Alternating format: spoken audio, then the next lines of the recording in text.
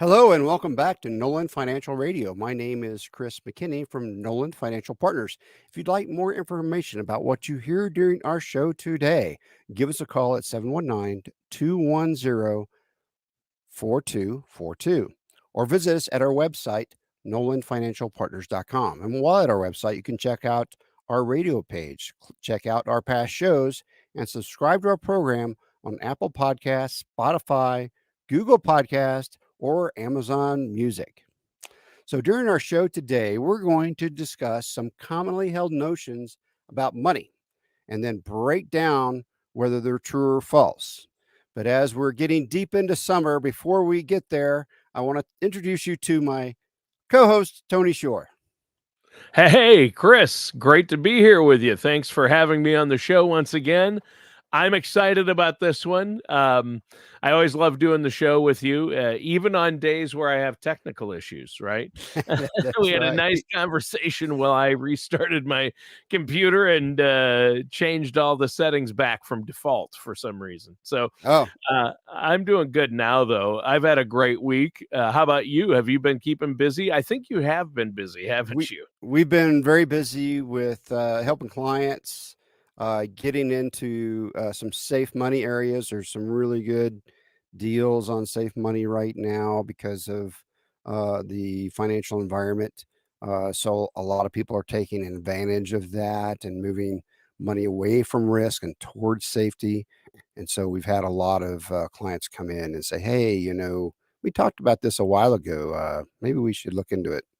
I'm like, oh yeah, now's a good time. Yep. Yeah. Yeah, the best time to start is 20 years ago, and the second best time is today. That's right. Exactly. But we're getting toward the end of summer, so people are starting to think more and more about what they're going to do with money and stop thinking about summertime, right? So school's starting up. The Academy cadets here in Colorado Springs have reported. So summer is on its way out, and it's very sad. Had to wear pants the other day. It was so cold. Yeah, that's never good. I'm a shorts guy as well, right? I love summers because I can wear shorts, right? That's right. Yeah. Hey, I have a question for you because Chris, I'm sure our listeners have gathered this, but for our listeners out there, Chris is a very smart person, very wise, intelligent, well-educated, well-read. So I've got a question for you, a scenario. If you had a car, if I was driving a car and it could go, and I was driving at the speed of light. Yes. If I could drive at the speed of light in a car and I turned on the headlights, would anything happen? No. You would be using power. That's an old Stephen Wright joke. Electricity would be spending power, and it'd probably slow you down. Actually, it would probably slow you down because the light exists as a wave, right? And so that wave would propagate in front of you, and it would push you back. Huh. Interesting. Well, then I'd have to travel faster than the speed of light. But that's I was reading some Stephen Wright. You remember Stephen Wright? I love Stephen Wright. He's so dry. That's my kind of humor. Yeah.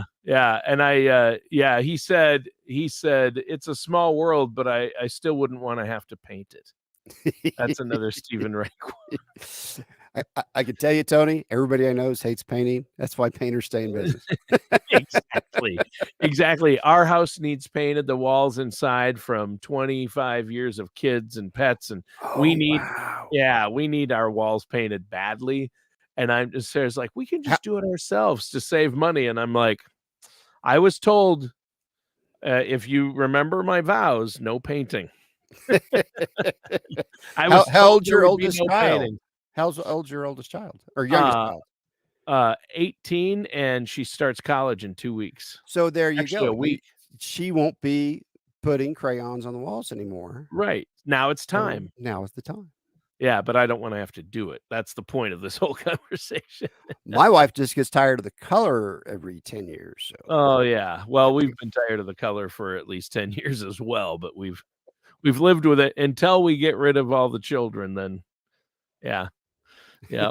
Now's the time. So, what are we talking about on the show today, Chris? so today we're going to look at a lot of old adages and how they may or may not apply to you. Um, we've got we got a white paper called Eight Common Obstacles in Retirement that we use to help people analyze what they're thinking about retirement so we can have that conversation. So we're going to bring that up, Mm, spend some time with that too. So we're just kind of hit around on some different things that may or may not apply to you, but I bet they do. So yeah. the first adage is it's always better to buy than to rent. And the answer is it depends. And that's going to be the answer for every one of these, by the way. While the conventional wisdom was long declared that buying your home or automobile outright rather than renting or financing is the way to go, it's not always that simple. So sometimes it's better to buy than rent than it is to rent to or finance. The best step will often come down to your time horizon. So that's what you got to keep in mind is your time horizon. Um, and then what can I get? Can I get more by renting or more by buying? Sometimes you can get more by renting than you can by buying. Maybe you can rent in a location you can't afford to buy. So we have some clients that live up in Littleton, and they live on an apartment in an apartment on a lake, and Yeah, so Littleton's great. it's beautiful area, really nice shopping there. Yep, And yep. then, they're less than 5 minutes to any kind of shopping they need to do. But they live on a lake, and they say they wake up and they look out their window and they see a lake. They don't see a house next to them. They don't see these other things. Well, could you afford to buy that right now? No, but maybe you could rent it, right? True. So maybe rent it. So they're renting. Um, they could buy something, but they can't rent that spot, right? Or they can't buy that spot, but they can rent that spot. Yeah, that makes sense, and so in that instance, Right. renting is the answer, and also another negative to buying a home, because I've owned a home for the last 28 years, is the cost. There are a Oh, lot of costs and responsibilities with home ownership versus renting, right? right. And so there's lots of responsibilities because you have to keep up with the insurance, the taxes. You have to maintain the home. Here in Colorado, you got to go look up the roof every couple of months to see what the hail damage is. Yeah, Um, So so yeah. so right now, we're everybody in Colorado Springs has been changing out the roofs every 2 or 3 years because of all the hail we've been getting, and so that cost adds up, but if you're renting, you wouldn't have it. True, So there's lots of things that renters are not on the hook for, but owners are. true. The other thing is, automobile leasing or financing. Is it always a mistake? So the same thing goes for your set of wheels as goes for housing. Insurance, taxes when you buy things. There's things that come, and then what happens as the car gets older, starts falling apart. And you want to trade it in, it's in no shape, you get no money for it. But your lease, you just hand it in and then you get a new car, you get a new lease. So you get a new car every 3 years. So if you're a person that wants to have a new car every 3 years, that may be something that's better. The other thing is if you own a business, you can deduct lease payments, Mm, okay, for a business. sure. So if you own your own business, it's a great way to have that paid for and reduce your tax burden from that. Mm. Now, Interesting. now, But now there are a for, lot of negatives to leasing a car too, though. That's For right, because most there's of us, mileage limits, right? So you gotta make sure that, if your work is far away or, you're going to the zoo every weekend that's all the way across town, or you're taking your daughter to soccer practice, then leases may not be the best for you. It kinda depends on how much you drive. Now, my Yeah. wife doesn't drive very much because she's gone so much. So her car, 4-year-old car, has 20,000 miles on it. Yeah. So it's still new. It's barely Yeah, broken in. Still that's smells new. that's amazing. Yeah, Yeah. we've put that much mileage on a vehicle in a year, so or close to it. So, Yeah. yeah, and then but the other thing with leasing, if you want a new car every 3 years or whatever and you just Yeah. lease, you're always going to have a car payment, though. Yeah. You'll always And have a car so payment. And so it's yeah, always like part of your right now budget, yeah, your yeah, spending plan. So maybe yeah, that's okay. yeah. Now, My if wife it, and I don't have a car payment right now yeah. because we buy used and we drive them until they're Okay. shot. Yep. Here, Mr. Soon to be empty nester. Your life is going to change. Your That's expendable true. income is going to change very That's soon, true. and you're That's gonna start true. buying a new car. Yeah, probably. You're probably right. Yeah. Yeah. So, Yep, that that's happens to a lot of people. You buy used cars while you're getting through, those, times with kids and stuff, but after yeah, that, it's like, "You know what? I can buy a nice car, and my kids won't mess it up, yeah. and they won't try to take it from me because 'cause they're not here." Right. Exactly. Boy, you nailed our problem right there. Yeah. Yeah, the other problem is, though, that, after they go to college, they come back. Yeah, Just sometimes they be come back. prepared, they come Yeah. back.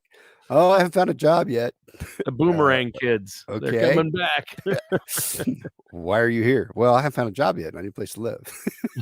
Right. "Okay." That's So, why how you many charge rent. Then they'll have to get a job even if they wanna live at home. So, that's right, you can get them motivated to get out. So, the next adage, that I've heard is, "You need to spend money to make money." So, um, I don't care what version of this you prefer. It also says you have to have money to make money. This is false, right? right. So, now in this gig economy, there's, these jobs, consulting jobs. You may not need a ton of extra cash laying around to make more money, right? Right. So, like, in media influencers, right? They don't have a lot of money. They got a microphone, they got a camera, they got a computer, Yep. and then they also have a phone that has a camera, Which and their so parents probably bought them. So they have that's right. 0 they have 0 investment at that Right. 0 investment, and they're making more money than their parents, still living at their parents' house. Right. Right. Yeah. Telling people to buy what shoe next. Yes, exactly. Yeah, that's true. Boy, the So, shoe craze that's nuts too. yeah, so there are more and more jobs that are like this that require a lot smaller overhead, other than your time and expertise, and you can make money. So Yeah. you don't have to have money to make money. You need to work to make money. That's really how that goes. Um, and you have to do something that can make you money. Right. Yeah, Um, that's true. right. Not everyone can be a TikTok influencer. Just because you want to be doesn't mean you will make money at it. That's right. So that reminds me of the very first tool of very first thing of 8 obstacles in retirement brochure that we have, the the the white paper. The number one is income, right? So that's the number one obstacle in Sure. retirement is income. Yep. So people get to retirement and they think, "Where's my income going to come from?" They go, "Well, I've got Social Security." I was like, "Okay, well That's not gonna be enough. that might be a third of what you need." Yeah. So, we need to okay, where else is well, I'm saving all this money, but I can't spend that. It was like, well, let's figure out how to spend it so that it'll last the whole time. So that's why you go to financial planner is figuring out so you can figure out what obstacles you have in your path so that you don't run out of money in retirement. And so okay, here's all the money you have. You're retired. Here's all the money you have. Here's how much you can spend and not run out. So there we go.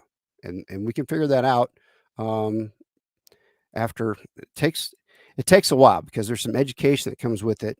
Um, because you can't just go into retirement. And I can tell you that, a financial plan looks really good while you're working for retirement. Then once you hit retirement, um, there's so many things that you have to think about, and we think about those things so that when you hit retirement, you have more than you know expected. I'll Excuse me, get it. my I'll my get it. phone went off. I'll get it. We don't answer unknown callers. Sorry. It was Tara. Just Probably calling from London. So you got to address that other 60%, that other 2/3 of your retirement somehow. You've got to have a plan for it. And then that plan has to be robust. It's just not a number. It has to be able to move with all the other factors that happen in retirement. So the next adage that I want to bring up is pay yourself first and then forget it. Okay, so the answer to this is it depends. So I like the pay yourself first part. I don't like the forget it part. So saving money is how you have money in retirement, right? That right. that is the number one return. You know how much a dollar is, and that you save for retirement? That's a whole dollar. There's no worried about percentage or anything. That's a dollar, right? So you get 100% of that dollar saved. You get to spend in retirement. That's your best place to start with having money for retirement is savings. Okay, so do you save it and automatically route it to a predetermined savings account that's set aside? That's my retirement money, and then in that way, that money never enters into your spending plan, into your bills and those kind of things. That way, your life doesn't your life will expand to meet your income if you let it. So it's Yeah. really good to have that automatic savings draft that moves the money away from your spending account. So that's really great. The part about the forgetting it is, well, what am I making money in where I'm putting these savings? That has to be looked at. When your income rises, are you increasing the percentage? When you get a bonus, maybe at the end of the year, are you putting a good portion of that into your savings? Um, so those are the kind of things. It's not you can't forget it. You have to work at it. You have to let it. You have to create a way for it to let it happen. You can let it happen. Okay, that's kind of one of my new mantras. It can happen. You need to let it happen. You need to make space for it. Right. So Yeah. I would agree with that. And I think that I do like the idea of some people need forced savings that you were mentioning earlier, like yeah, where it automatically comes out and goes into a savings. And when you get a bonus or you get a check, a portion of it automatically goes into the 401k. A right. portion should automatically go into savings and then live off the rest. And if you can do that and make that work and budget for that or get a spending plan that works that way, and you don't touch that retirement account That's and right. you don't touch that savings, that's how you're going to have a successful retirement, right? That's right. And Yeah. always start small, and then try to keep adding to that number, that percentage of your income Yeah. moving out. Yeah. But if you start too big, then you'll say it doesn't work because you'll have to dip into it every month. You got to start at a place that it fits what your income and your bills. Right. So the next thing that I talk to my clients a lot about is there's a rule, a stock allocation or red money should be 100 minus your age. So if you're 40 years old, that means your money at risk like in the market should be about 60% of your money, and then 40% should be in safe places. Okay. This is kind of general and it depends because think about this. You're 50 years old and you've got 15 years left to make money. You're planning to retire at 65.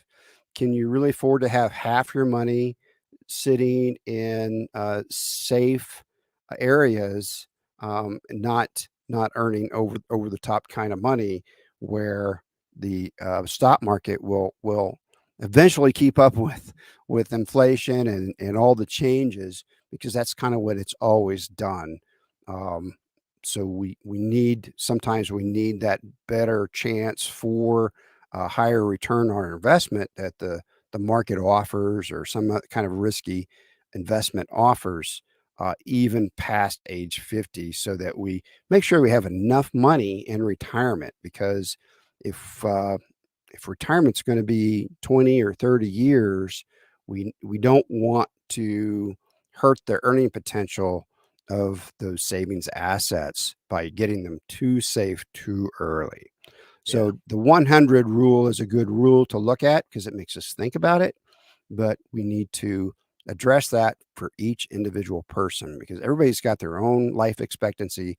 Everybody has their own type of assets, working for them, and how things go with that. Depends if you're on a pension, not on a pension, those kind of things. Yeah, and when it comes to investing, it gets tricky, Yes, it and is. I know each individual Oh, situation is different, and that's what you and Tara help your clients with, because you look at where they're at, what they right. have. But everybody, even in your 50s, you definitely want to have some growth. You don't want it all in savings where you get a dollar for dollar because of inflation and things. You want growth. That's right. Um, so but you just don't want all your eggs in one basket typically, right? So, right, investing is really complex. It comes with lots of rules, Yeah. lots of regulations, nuances. You get into tax code, you get into all kinds of things with investing, because sometimes the money comes out and it's taxed differently, whether it's, equity or dividends or long term, short term, all that kind of stuff. There's way too much to get into this show. So, if you're interested in talking more about investing, or 8 obstacles to retirement, please give us a call at 719-210-4242.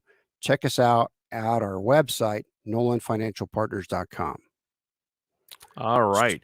Well, great show so far, and I know we have more to talk about. Yeah. There are a lot of misinformation. There are a lot of myths about retirement money and what you need to do to keep it and have it. What do you have for us next? Okay, here's a fun one. Yeah. And this is close to me, because our red cars are more expensive to insure, right? True or false? Actually, that's false. Hmm.